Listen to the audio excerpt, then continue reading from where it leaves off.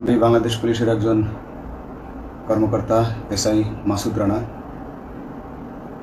আমি আপনাদের কাছে কিছু তথ্য তুলে ধরতে চাই, যেটা বাংলাদেশের মানুষ অনেক দিন ধরেই জানে না, বা তারা এই প্রশ্নের উত্তর খুঁজছে অনেক বছর ধরে, কিন্তু কোনো উত্তর খুঁজে পায়নি। আজকে যাকে সেনাবাহিনী থেকে অব্যাহতি দেওয়া হলো, মেজর জেনারেল জিয়াউল হাসান, যিনি এনটিএমসির প্রধান ছিলেন এবং তিনি র্যাবের অতিরিক্ত পরিচালক ছিলেন। অতিরিক্ত পরিচালক অপারেশন। তিনি মেজর থাকতেই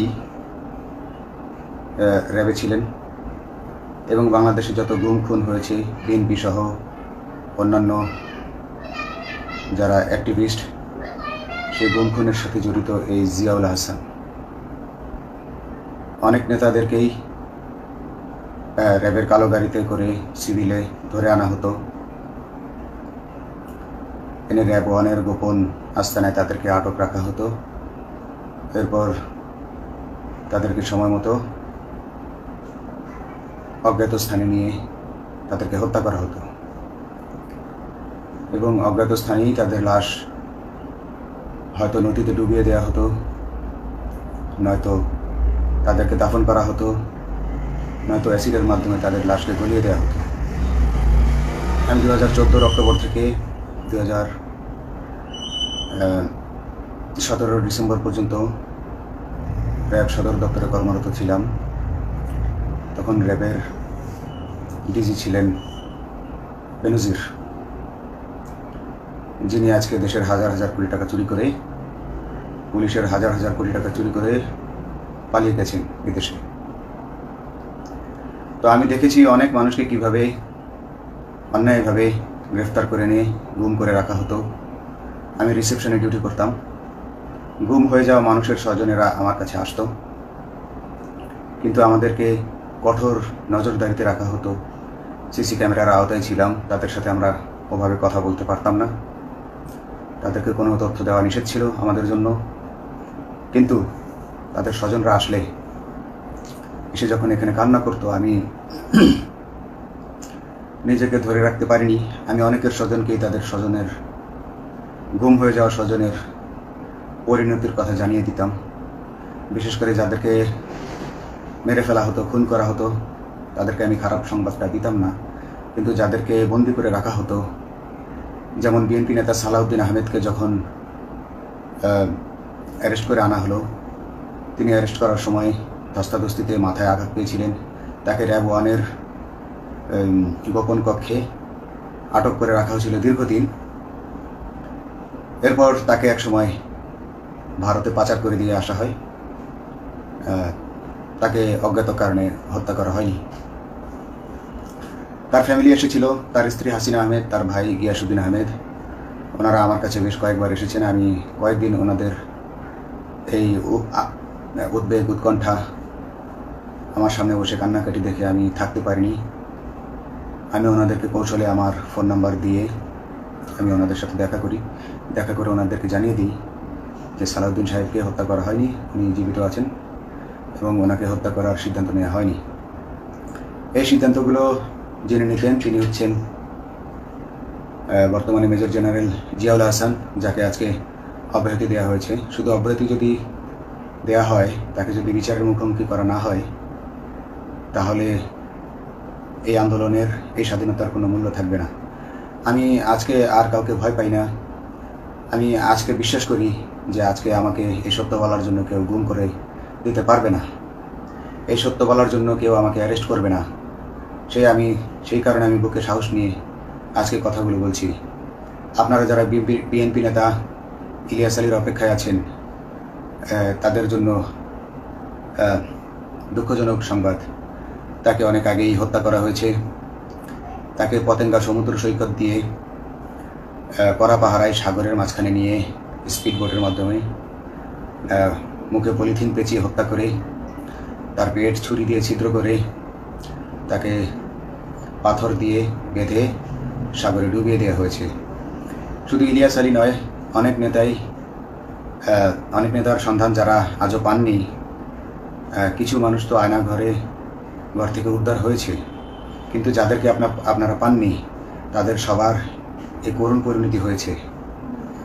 আমি যদিও তারা এই কাজগুলো অতি গোপনে করত এবং র্যাবের অন্যান্য শাখার কর্মকর্তা কর্মচারীরা এটা জানতো না, কিন্তু আমি অত্যন্ত বিচক্ষণভাবে আমি এই খবরগুলো নিতাম, কারণ আমি জানতাম এগুলো একদিন আমি প্রকাশ করতে পারবো। এবং এই দিনটার অপেক্ষায় ছিলাম আজকে এত বছর, মানুষের কাছে সত্য প্রকাশের। বাংলাদেশের মানুষ জানুক যে কারা খুনি, কারা এত মানুষকে খুন করেছে, এই দেশে ত্রাসের রাজত্ব কায়েম করেছে।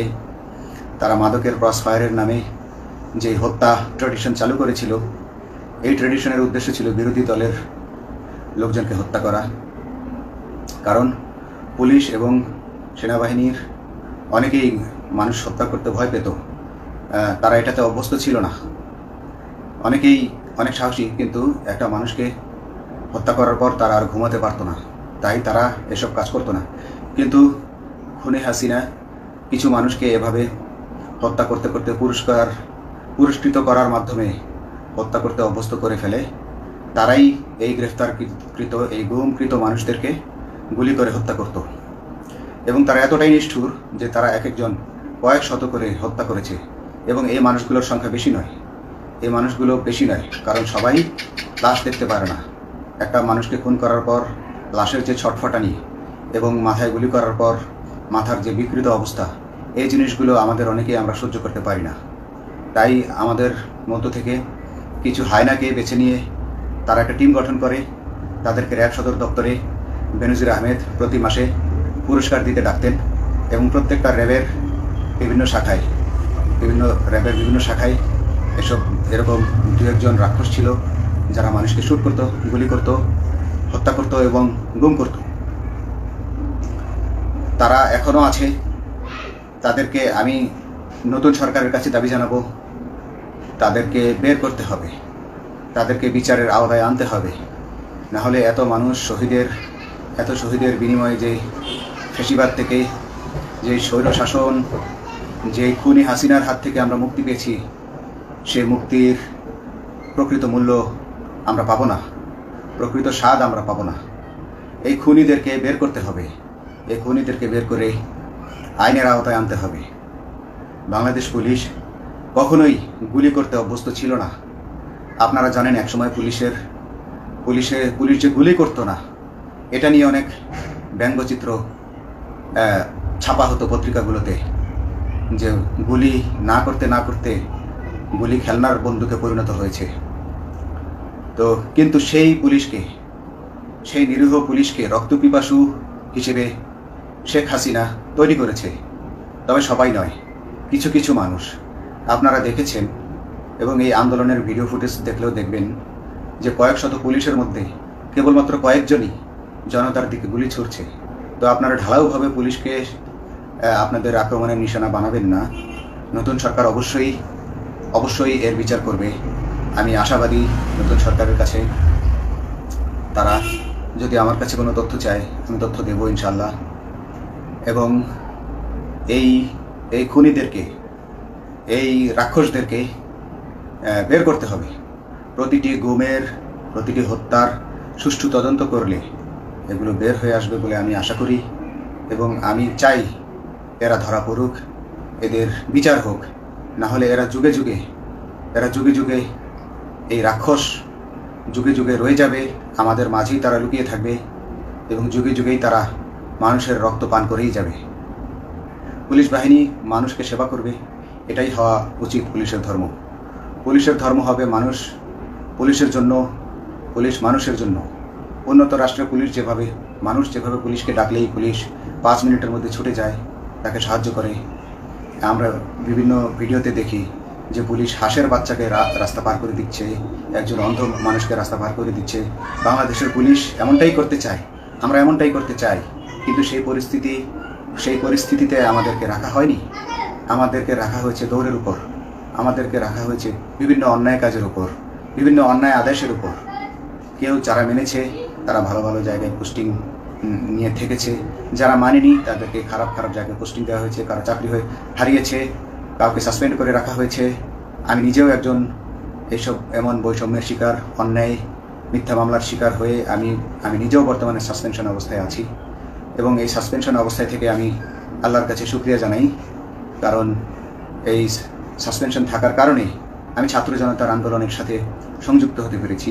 আমি সবসময় আল্লাহর কাছে দোয়া করেছি যে আল্লাহ, তুমি আমাকে মুজাহিদ হিসেবে কবুল করো, আমাকে জিহাদ করার তৌফিক দান করো এবং আমাকে শহীদী মৃত্যু দান করো। এবং আল্লাহ আমার দোয়া কবুল করেছেন। আমি ছাত্র জনতার সাথে এই জিহাদে অংশগ্রহণ করেছি, ছাত্র জনতা সফল হয়েছে। আমি গর্বিত আমি এই আন্দোলনে একজন পুলিশ অফিসার হয়েও আমি অংশগ্রহণ করতে পেরেছি। তো যাই হোক, আমি চাইব যে বাংলাদেশ পুলিশের, র্যাবের যে সকল কর্মকর্তা অগণিত মানুষের গুম খুনের সাথে জড়িত ছিল তাদেরকে ধরা হোক, তাদেরকে আইনের আওতায় আনা হোক। আমাদের মতো অনেক অফিসার আছি যারা এসব কুকর্মের সাক্ষী, আমরা সাক্ষ্য দেব। আমরা এখন আর ভয় পাই না। আমরা আসলে যে ভয় পেয়েছি তা নয়, আমাদের বাহিনীতে টিকে থাকাটা জরুরি ছিল। জনগণের স্বার্থেই আমাদের বাহিনীতে থাকা জরুরি ছিল, কারণ আমরা যদি বাহিনী থেকে আউট হয়ে যেতাম তাহলে এসব তথ্য আমরা জানতে পারতাম না এবং জনতার কাছে পৌঁছাতে পারতাম না। জনতার কথা বলতে হলে, জনতার সাথে থাকতে হলে আমি পজিশনেও থাকতে হবে। এই জন্য অনেক কিছুই প্রকাশ করিনি, কারণ আপনারা ভালো মতোই জানেন যে অনেক সেনাবাহিনীর মেজরকেও গুম করে দেওয়া হয়েছে যারা মুখ খুলেছে। আমি তো একজন সামান্য সাব ইন্সপেক্টর, আমাকে গুম করে দেওয়া তাদের 1 সেকেন্ডের ব্যাপার ছিল। তো আমি এখন বিশ্বাস করি যে এখন সেই দিন, সেই কালো মেঘ সরে গেছে আকাশ থেকে, আকাশ মুক্ত হয়েছে, এই দেশ জালিমের শাসন থেকে মুক্ত হয়েছে। আল্লাহ তাআলা আমাদের উপর রহমত বর্ষণ করেছে।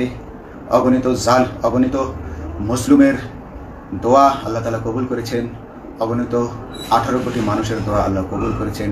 তাহলে এইভাবে হঠাৎ করে 15 দিনের মধ্যে 15 বছর ধরে গড়ে ওঠা রাক্ষসের পতন ঘটা আল্লাহর রহমত ছাড়া, আল্লাহর রহমত ছাড়া এটা কখনোই সম্ভব হতো না।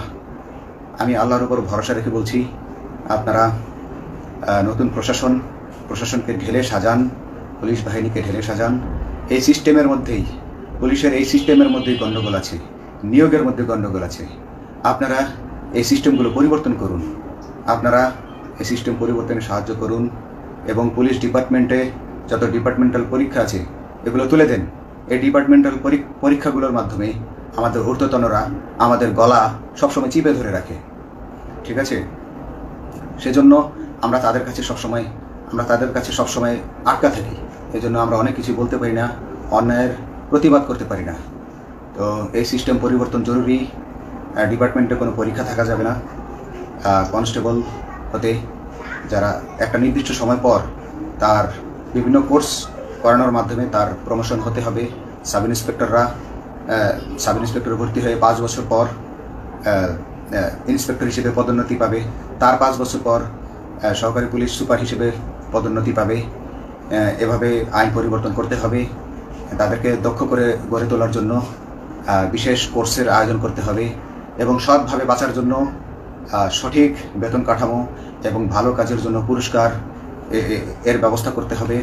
বিভিন্ন যে চোরাই মাদক উদ্ধারের জন্য সেক্ষেত্রেও বিশেষ পুরস্কারের ব্যবস্থা থাকতে হবে এবং বাসস্থান এবং যানবাহন, পুলিশের যেই ব্যয়টা হয় সেটা হচ্ছে বাসস্থান এবং যানবাহন। পুলিশ আমরা নিজের বেতনের টাকা দিয়ে মোটরসাইকেল কিনে চাকরি করতে হয়, এই বিষয়টা যেন না করতে হয় এবং সরকারি বাসস্থান যদি আমাদেরকে দেওয়া হয় তবে আমরা বেতনের টাকা দিয়ে আমরা মানুষকে সেবা দিতে পারবো, সৎভাবে চলতে পারবো এবং দেশের মানুষকে সন্তুষ্ট করতে পারবো ইনশাআল্লাহ।